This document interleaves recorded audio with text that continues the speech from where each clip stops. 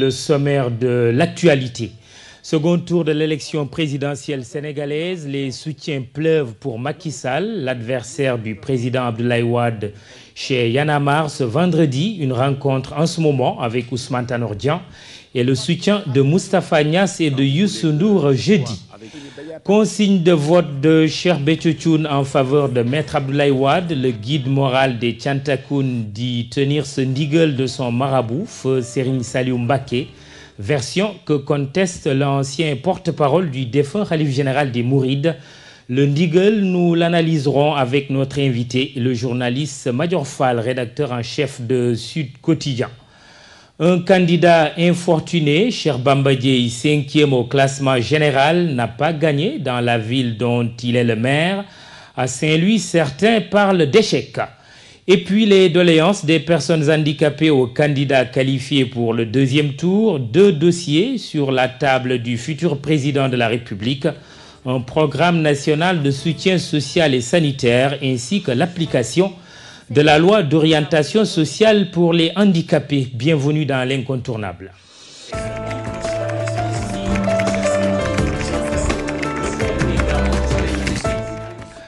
Commençons par vous signaler cet incendie près du lac des Maristes à Dakar. Des TIFA, plantes très inflammables, ont pris feu. Les dégâts s'en sont arrêtés là grâce à la prompte intervention des sapeurs-pompiers. Un incendie parti d'une incinération d'immondices, finalement juste un feu de paille malgré ces images impressionnantes. Insécurité au sud du pays, disparition depuis le jour de l'élection de 4 jeunes dans la région de Sédhiou. Certains habitants pensent qu'ils sont déjà morts. L'armée mise en cause dément. Correspondance au téléphone Bakary Konté. Cissé, Maodo Yorombalo, Youssouf Ouaka et Amadou Baldé, tous âgés entre 15 et 16 ans, sont portés disparus depuis le 26 février 2012. C'est la tristesse et la consternation à Médinepol, située à quelques kilomètres de la Guinée-Bissau, dans la communauté rurale de Simbandi Balante. Selon le chef de village de Seydou Diamanka, les 4 jeunes ont été arrêtés par les militaires basés à Simbandi Balante au moment où ils accompagnaient un ami au débat de la localité. Selon lui, ces jeunes ont été tués par ces militaires. Interpellé sur la question, l'armée rejette toute accusation. Quant au MFDC, il déclare qu'il n'a plus affaire aux civils. Bakary Konté, merci. Un drame évité de justesse au niveau de l'échangeur de la Patte d'Oie. Il y a 2 jours, une dame s'est jetée du haut du pont. Elle s'en sort avec un traumatisme. Sa vie n'est pas en danger. Selon des sources hospitalières, on ignore les motivations de cet acte. Récit Fatou Bintou Konté. Cette dame se nomme Awa Cécile Gomis. C'est avant-hier, vers les coups de 12h30, qu'elle s'est jetée du haut de l'un des échangeurs de l'autoroute de la Patte d'Oie. Qu'est-ce qui a bien pu la jeter du haut de cette infrastructure? C'est la question qui taraude actuellement les esprits et qui n'a pas encore trouvé de réponse. La seule chose que l'on peut dire est qu'elle s'est jetée soudainement pour chuter lourdement sur cette partie de l'autoroute très empruntée par les automobilistes. Alertés par cette chute, des usagers de l'autoroute ont appelé les sapeurs-pompiers qui l'ont acheminée à l'hôpital général de Grand-Yoff. Nous abordons maintenant l'actualité électorale de ce journal. Le syndicat des professionnels de l'information et de la communication au Sénégal distribue des bons points à la presse à l'occasion du scrutin présidentiel du 26 février. Le SYNPICS déplore cependant l'agression d'un journaliste, le correspondant du groupe Walfadjri à Fatick, et annonce des mesures pour le second tour. Une note triple A livrée ici par la secrétaire générale du SYNPICS, Diatou Cissé Badiane. Nous avons quand même quelques préoccupations. Pour l'essentiel des appels qui ont été reçus au niveau du système d'alerte, c'était des agressions venues d'hommes politiques, que ce soit à Thiès, à Saint-Louis, à Tamba, à Sédhiou. Mais l'agression qui nous a le plus marqué, c'est l'agression qui a été sauvagement perpétrée contre notre confrère Bokardien qui est à Fatick. Mais le SYNPICS a pris le dossier en main. Nous en faisons un suivi régulier, pour ne pas dire quotidien. et nous comptons effectivement mener ce dossier à terme afin que Bokar soit rétabli quand même dans ses droits, parce qu'il est inacceptable en démocratie que quelqu'un puisse, à la tête de nervi, aller simplement tabasser un journaliste ou un technicien parce qu'il ne serait pas satisfait de son travail. Donc notre préoccupation majeure reste un peu les agressions venant du camp politique et nous allons prendre cela très au sérieux pour le deuxième tour des élections. Les journalistes qui ont fait cependant un bon travail selon Diatou Cissé Badiane, la secrétaire générale du SYNPICS. Et les tractations d'aller bon train pour le second tour de l'élection présidentielle au Sénégal. Macky Sall, qui sera opposé au président sortant Abdoulaye Wade, s'est rendu ce vendredi au siège du mouvement Y en a marre aux Parcelles Assainies. Une visite au lendemain de la décision rendue publique des yanamaristes de soutenir l'opposant dans une opération dénommée Dogali, en finir avec Wade dans Wolof. Macky Sall à la fin de cette rencontre. Nous l'écoutons.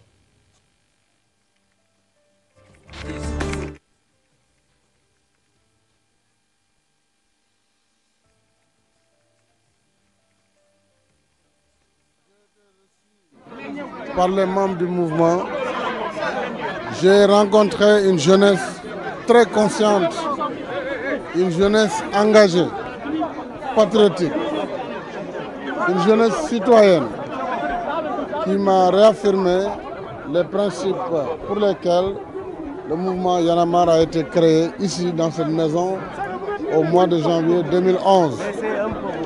Cet esprit Y en a marre qui peut heurter certains, en réalité est un esprit extrêmement positif pour l'approfondissement de la démocratie et le développement de la citoyenneté dans notre pays.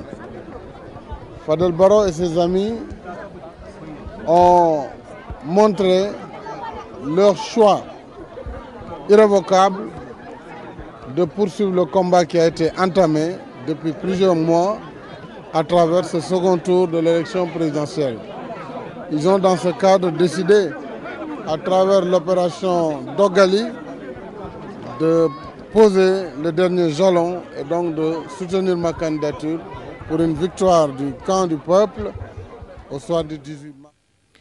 Macky Sall a du respect pour les chefs religieux. Il est d'ailleurs mouride lui-même. Propos de Moustapha Cissé Lo, membre du directoire de campagne de l'Alliance pour la République. Il réagit à l'interprétation faite par certains des déclarations du candidat arrivé deuxième à l'issue du premier tour de la présidentielle. Macky Sall répondait lors de sa conférence de presse à une question sur ses relations avec les chefs religieux s'il était élu. Voici Moustapha Cissé Lo avec Fatou Kinedem et Diatou Ndiaye. Je suis venu au nom de la coalition Macky 2012 repréciser la pensée de M. Macky Sall, candidat de notre coalition. Après avoir tenu un point de presse ou une conférence de presse sur une question qui touchait les chefs religieux, certaines personnes ou certaines presses a eu à traverser la pensée de Macky Sall et veut jeter le discrédit sur notre candidat. À cela, nous voulons parler aux Sénégalais et faire un rappel à l'ordre pour dire que l'histoire doit retenir les actes posés par les personnes pour envisager l'avenir. M. Macky Sall fut ministre de l'Intérieur, ministre chargé de l'industrie, de l'énergie et de l'hydraulique et Premier ministre. La pensée de Macky Sall vis-à-vis des chefs religieux avait été réalisée, ce qui lui a prévalu ce qu'il a aujourd'hui. Macky Sall est un garçon sérieux qui a une pensée pieuse vis-à-vis des chefs religieux et qui n'a jamais dans la vie envisagé et n'envisagera jamais. Cheikh Béthio Thioune lui donne un nouveau ndigal en faveur du président Abdoulaye Wade. Comme lors du premier tour, le guide des Thiantakoun appelle ses talibés à voter pour le candidat des FAL 2012. Cheikh Béthio Thioune déclare que cette consigne de vote lui vient de Serigne Saliou Mbacké, le défunt khalife général des Mourides. Écoutons le marabout.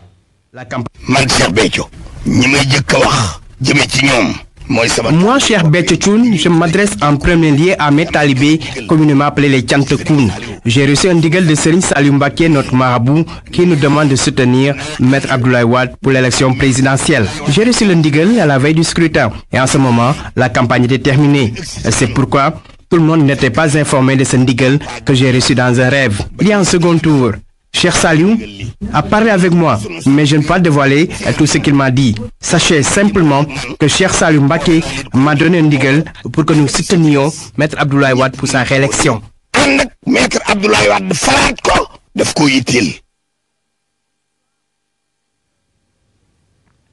Une version de Cheikh Béthio Thioune contestée par l'ancien porte-parole du défunt khalife général des Mourides. Écoutons Saïbou Cissé. Serigne Saliou Mbacké nekk na khalife général des Mourides ñetti élection fekk ko fi. Élection en 1980. Serigne Saliou Mbacké a vécu 3 élections durant son califat. Il n'a jamais demandé aux talibés mourides de voter pour quelqu'un lors des élections de 1993. En 2000 et en 2007 aussi, il ne s'était pas prononcé par rapport aux élections. Je pense que c'est clair pour tout le monde. Chacun est libre de donner des consignes à sa famille ou à ses talibés. Si quelqu'un doit parler au nom de Serigne Touba, c'est Serigne Ahmadou Makhtar. De même, Serigne Cheikh Sali a la légitimité de parler au nom de Serigne Sali. Depuis, des talibés appellent de partout pour dénoncer les propos tenus à l'endroit de Serigne Saliou Mbacké. Et même ses enfants m'ont parlé au téléphone pour dénoncer ces propos, soulignant que Serigne Saliou n'a rien à voir avec la politique. Et puis nous apprenons à l'instant que Macky Sall rencontre Ousmane Tanor Dieng, secrétaire général du Parti socialiste et candidat malheureux à cette élection. Soutien de principe également de Moustapha Niasse au chef de l'opposition ou à l'adversaire du président Wade pour être plus précis. Le candidat de Benno Siggil Sénégal, classé 3e au premier tour, a reçu hier soir à son domicile le challenger du président Wade pour le 2e tour.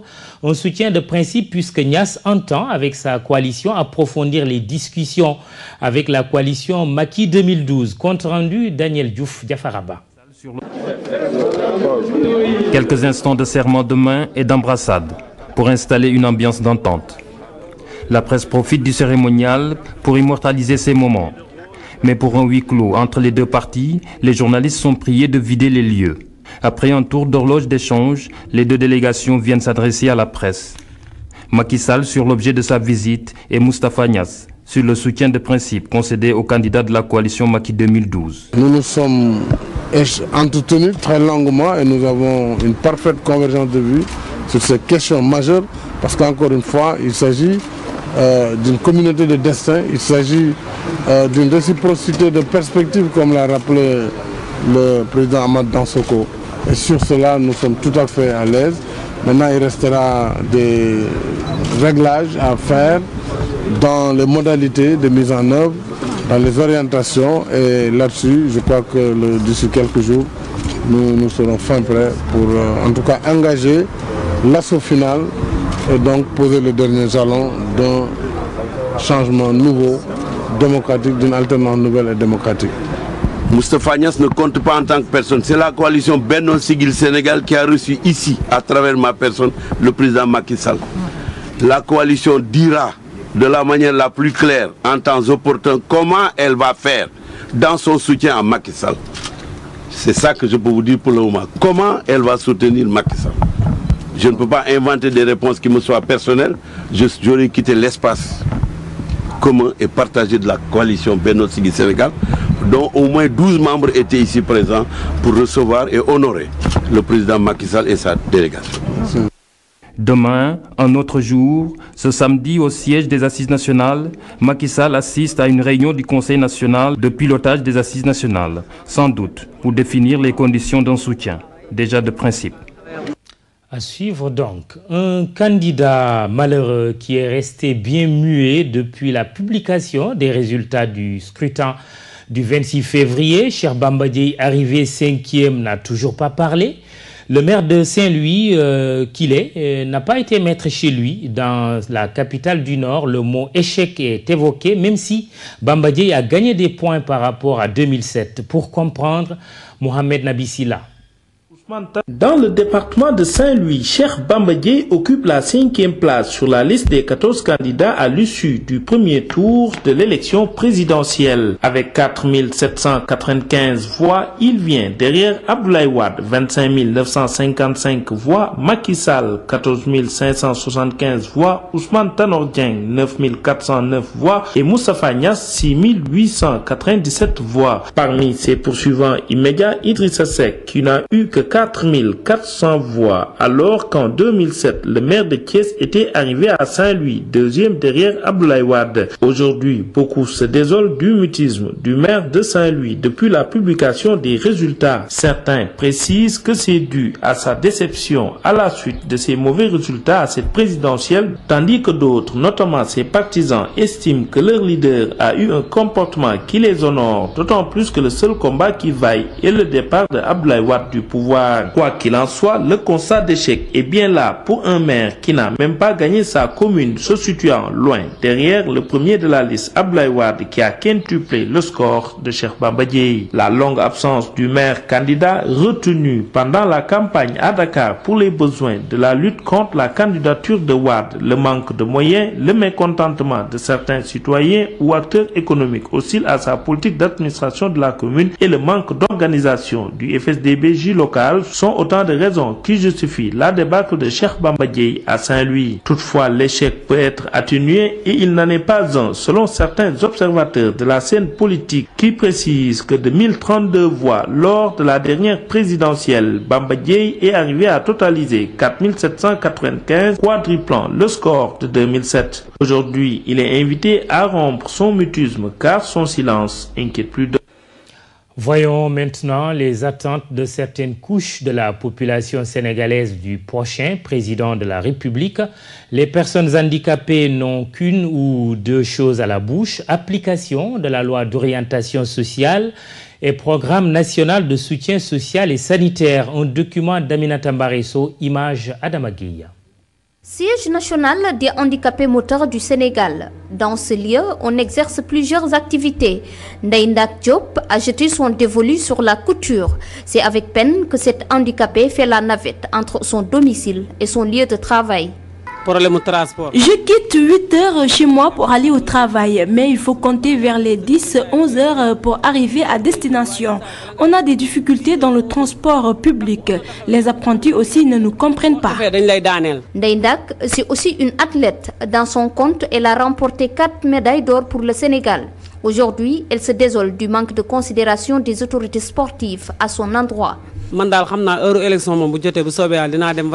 vais m'acquérir de mon devoir civique, même si je constate que les gouvernants ne nous prennent pas en compte. Je souhaite que le futur président nous accompagne, surtout au plan sportif. Ibrahim Diallo est un handicapé visuel. À la différence de Ndaïndak, il n'exerce aucune activité. Sa seule source de revenus, l'aumône. Il appelle le futur président à mettre sur place un programme national de soutien aux personnes handicapées. Je souhaite que le futur président nous aide à sortir de la précarité. Il devrait nous aider à travers des projets. En matière de santé, nous voudrions un programme qui nous permette d'accéder facilement aux soins sanitaires. Selon le secrétaire national des personnes handicapées moteurs du Sénégal, la solution à tous ces problèmes réside dans la mise en application de la loi d'orientation sociale pour la promotion et la protection des personnes handicapées. Les candidats au second tour à la présidentielle sont alors interpellés.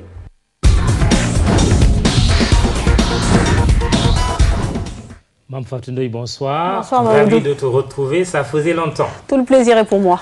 Football, tour préliminaire de la Ligue des champions africaine. L'USO lance demain le dernier assaut. En effet, après avoir obtenu une victoire 1-0 lors du match aller en terre gambienne, les Wakamois veulent assurer la qualification phase de poule. Ce sera demain à domicile au stade Demba Diop, retrouvés lors de leur dernier entraînement d'avant-match au stade Demba Diop. L'USO affiche une grande confiance, même si les hommes d'Abdou Salam Lam disent se méfier de la bête blessée qu'est Birkama. Reportage de Cher Sadibou Diarra avec la voix de Cher Tidiane Diao. L'USO tient à récidiver sa performance à Banjul en match aller du tour préliminaire de la Ligue africaine des champions.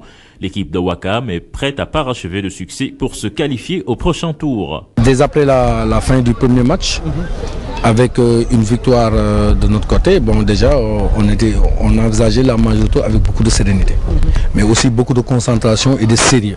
Nous avons, disons, géré la marche aller, c'est-à-dire on veut compter sur nos propres aptitudes et sur nos atouts quoi. Nous voulons régner en maître. Même son de cloche du côté des joueurs qui refusent cependant de baigner dans l'euphorie. Dans le sport, aucune chose n'est facile. Le match ne se joue jamais avant le jour J. Vous avez compris? En tout cas, nous, on est fin prêt, les dirigeants, y compris le staff technique, l'équipe est bien préparée. Il y a l'ambiance dans le groupe. L'effectif est presque au complet, l'état d'esprit au beau fixe pour en découdre avec un Birkama revanchard. Birkama qui s'est révélé en tout cas une équipe dure à manipuler est tombée donc chez elle. Donc on a blessé la bête et non plus rien à perdre. Pratiquement pas de grands bobos, à part peut-être notre avançante qui avait démarré la dernière fois, Papis, et qui n'est pas vraiment dans de bonnes dispositions. Donc on est au beau fixe, c'est une grande concentration et toujours c'est pour l'entraîneur c'est un moment difficile.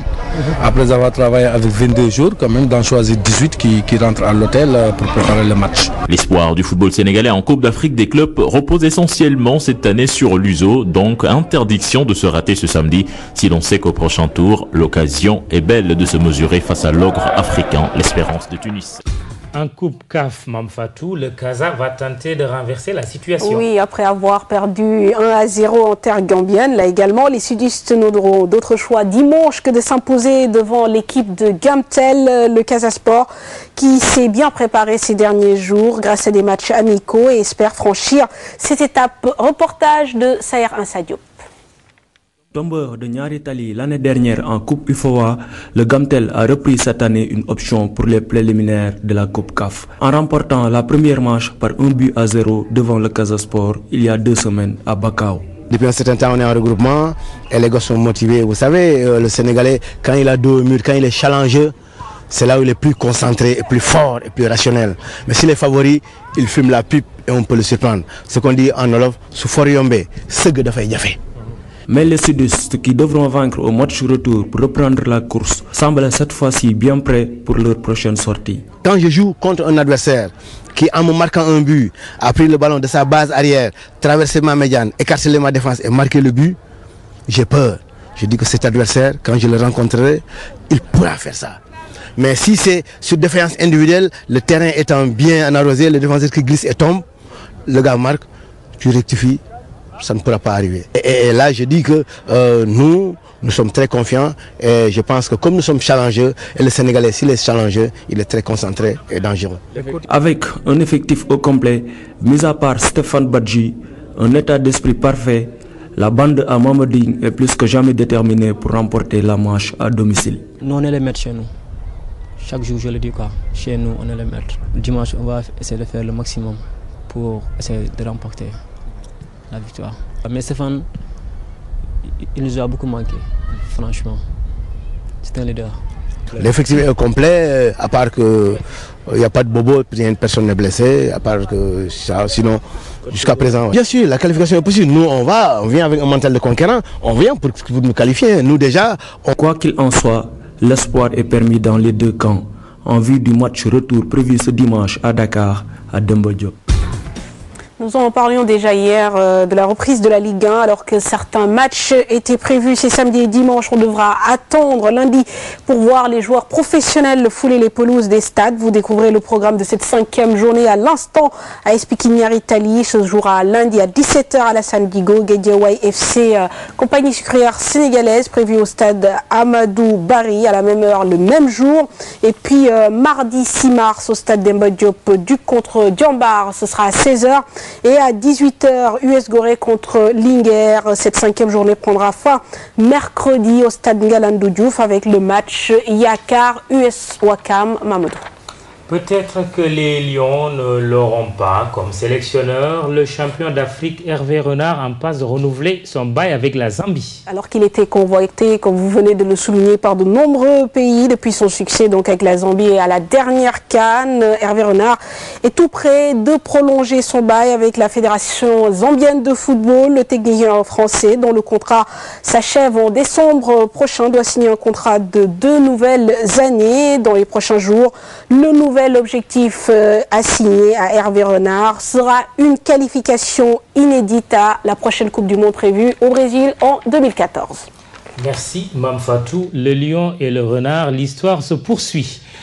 Le focus du jour maintenant sur le Ndigal ou consigne de vote. L'électeur peut-il être influencé? Quelle pourrait être la conséquence du Ndigal pour la démocratie sénégalaise? Un sujet d'Ibrahim Khan. Au Sénégal, le processus électoral a été souvent marqué par des ingérences du pouvoir spirituel sur le temporel. Certains foyers religieux ont à plusieurs reprises dans le passé appelé leurs disciples à voter en faveur d'un candidat lors d'élections présidentielles. En 1988, le président sortant d'alors bénéficiait déjà du ndigal donné par feu Serigne Abdoul Ahad Mbacké à ses talibés pour voter en sa faveur. Une consigne qui avait pesé de tout son poids dans la victoire de Abdou Diouf selon de nombreux observateurs. En 2000, ce même président Diouf avait vu sa victoire au premier tour proclamée par le Khalife général des Tidjanes avant même la tenue du scrutin. Serigne Mansour Sy avait même demandé aux fidèles Tidjanes de voter pour Diouf. Le même scénario refait surface en 2007, mais cette fois, c'est Cheikh Béthio Thioune qui en est le maître d'œuvre. Le chef de file de Thiantakoun avait déclaré qu'il avait vu dans un rêve Serigne Saliou Mbacké, défunt Khalife général des Mourides, qui lui demandait de voter pour Wade. À cet effet, le Thiantakoun en chef avait exhorté tous ses talibés à contribuer à réélire le pape du Sopi. Un appel qui avait prospéré et le cheikh se targuait même d'avoir réélu le président Wade dès le premier tour grâce à ses 12 millions de talibés, dit-il. Serigne Béthio Thioune entend rééditer son coup de 2007. Aujourd'hui, il appelle tous ses disciples à voter Wade pour le second tour. Devant cet état de fait, une question brûle toutes les lèvres. La consigne de vote émanant d'un marabout peut-elle influer sur le vote des citoyens? Ne doit-on pas laisser aux citoyens la liberté sur toute son étendue de choisir le candidat qui, à leurs yeux, est plus à même de gérer les affaires du Sénégal? Autant de questions qui interpellent tout un chacun. Nous recevons maintenant notre invité, Madior Fall, bonsoir. Bonsoir. Vous êtes le patron de la rédaction de Sud Quotidien. Alors, le ndigal entendu dans le sens de consigne de vote, une bonne ou une mauvaise chose? Écoutez, je pense qu'en tout cas, elle n'est pas citoyenne. Le ndigal n'est pas citoyen. Il est peut-être pour des talibés, mais il n'est pas citoyen. Je pense que le vote est une affaire individuelle qui regarde le citoyen. Et quand le citoyen est citoyen, il accepte sa citoyenneté, mais il l'assume. Il a ses devoirs, mais il a ses droits. Ses droits, c'est d'abord d'effectuer son vote pour lui, d'abord pour sa famille et pour sa vision ou sa conception du monde. Le ndigal veut dire exécutez-vous, ne réfléchissez pas? Non, je veux dire qu'on ne peut pas empêcher un talibé de suivre le ndigal de son marabout. Ça, c'est incontestable. Mais ça, c'est le talibé. Pour la citoyenneté appelle autre chose. Quand le citoyen, c'est celui qui est responsable devant son pays et est responsable en tout. Devant ses droits et ses devoirs. C'est celui-là qui assume pleinement et totalement sa responsabilité. Il ne le délègue pas cette responsabilité, il ne délègue cette responsabilité à personne. Maintenant, le talibé, c'est celui qui obéit effectivement aux prescriptions de son marabout. Alors, croyez-vous à un impact réel du ndigal consigne de vote sur le vote du citoyen, de l'électeur? Écoutez, je pense que les Sénégalais sont confrontés frontalement et historiquement au Nigal depuis 1988, aux élections de 88 à nos jours. Quel est l'impact réel de ce Nigal-là? En tous les cas, cela n'a pas impacté sérieusement les votes de manière générale. On l'a vu. Et moi, ce qu'il y a quand même assez drôle, c'est que le département de Mbacké fait partie des départements qui votent les moins. Et si le département de Oussouye, en pleine crise casamançaise, fait partie des départements qui votent le plus au Sénégal et depuis 1983, le département de Mbacké fait partie des départements où on vote le moins au Sénégal. Alors, qu'est-ce que ça veut dire? Est-ce que ça veut dire que le Ndigal n'est pas très opérant à ce niveau-là? En tous les cas, on ne peut peut-être pas empêcher un marabout de dicter la conduite à tenir à son talibé. C'est peut-être de sa responsabilité, mais il est de la responsabilité du citoyen d'assumer sa citoyenneté. Pourtant, la presse et certains acteurs de la société politique comme civile ont eu à décréter la fin du Ndigal. Qu'est-ce qui se passe? Qu'est-ce qui s'est passé pour qu'aujourd'hui on en parle encore? Écoutez, oui, non, je crois que c'est la pêche au voix. Le problème, je pense, au Sénégal, c'est que c'est la fin des grands électeurs. Je crois que depuis l'introduction, après, avec le code 92, le code dit consensuel de Kébamey, de l'isoloir, la question des grands électeurs est terminée. Vous pouvez regrouper beaucoup de gens, leur donner de l'argent. Quand ils sont dans l'isoloir, ils en font seulement à leur tête. Et c'est ce qu'on a remarqué partout. Les gens, tranquillement, ils viennent, ils vous prennent votre argent, ils le mangent, ils vont dans l'isoloir, ils font selon leur conscience. Et je crois que c'est ça qui est vrai. Et je pense que depuis donc, la naissance de l'isoloir, je pense que cette histoire de grands électeurs est un faux problème. Mais, Major Fall, peut-on reprocher à un chef religieux vers lequel accourent les acteurs politiques, surtout en période électorale, de se mêler de la chose politique? Évidemment non. Parce qu'il ne se mêle pas de la chose politique, c'est la politique qui le mêle à la chose politique. Et je pense que ce sont les acteurs politiques qui n'ont pas encore fait le départ entre les talibés et les citoyens. Je pense que les acteurs politiques ne respectent pas très souvent leurs citoyens. Les citoyens ont fait, eux, le départ depuis longtemps entre leurs croyances et ceux qui sont chargés de gérer leurs croyances et leur vie quotidienne, leur vie terrestre. Je crois que c'est clair pour les citoyens. Et que dans les centres urbains comme dans les campagnes, les citoyens aujourd'hui ont fait le départ entre les rôles du marabout qui doivent s'occuper de leur âme et le rôle de ceux qui sont chargés à leur offrir plus d'emplois, à leur offrir plus d'épanouissement. Je crois que c'est très clair à leur niveau. Et je pense que ce départ-là, les Sénégalais ont toujours montré que c'est un pays laïque. Mahmoud, il y a quand même quelque chose de curieux. En 2000, tous ceux qui se sont réclamés de la religion et qui ont fait de la religion leur créneau n'ont pas dépassé 1%. Regardez tous les candidats qui ont convoqué la religion dans leur campagne. Ils n'ont pas dépassé 1%. Les Sénégalais sont foncièrement laïcs. Maintenant, ils ont leurs croyances, ils respectent leur marabout, s'occupent de leur marabout, mais dans un champ et dans des sphères précis. Maintenant, pour la citoyenneté, ils font ce que réclame la citoyenneté. Donc, s'assumer pleinement et entièrement. Et ça, je crois que tout le monde doit le comprendre. Merci, Major Fall. Merci à vous. C'est la fin de l'Incontournable. Bonsoir, excellent week-end.